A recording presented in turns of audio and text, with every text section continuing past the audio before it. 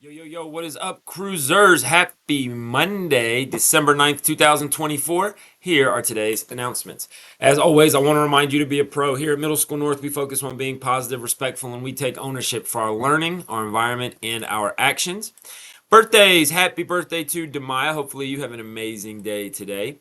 Girls basketball, hey, congrats to our 8th grade girls basketball team on their win over Logan on Thursday. Demaya had 5 points, Layla with two, Kennedy with two, Valerie with two, Victoria with eight, and Olivia with 2 points as well.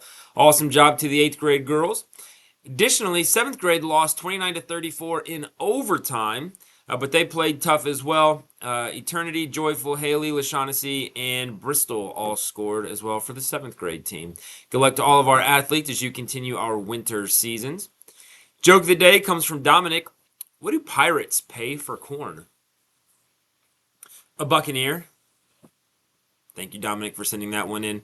Hey, we talk a lot on these announcements about E plus R equals O, how events happen that are out of our control. We control the response that we have to that event, and then that response, then there's an outcome that comes from that. There's a couple of videos that you're going to see today after these announcements that are about E plus R equals O. The second one is a little bit more in depth into what it means to the person who created it. His name is Tim Kite. He worked with Urban Meyer, who was the head football coach at Ohio State for a long time, won national championship there. And the first clip is you'll see actually from a football game where they're talking about how Urban Meyer uses E plus R equals O. And this is something that's used not just in sports, not just in schools, it's in businesses as well. People use it in their personal lives where you really determine, you control your response. And, events can influence us, but really, at the end of the day, we can only control our own actions, our own choices, our own responses. So you'll watch a couple videos about this here in just a minute. And then teachers will have just a little mini debrief with you about E plus R equals O.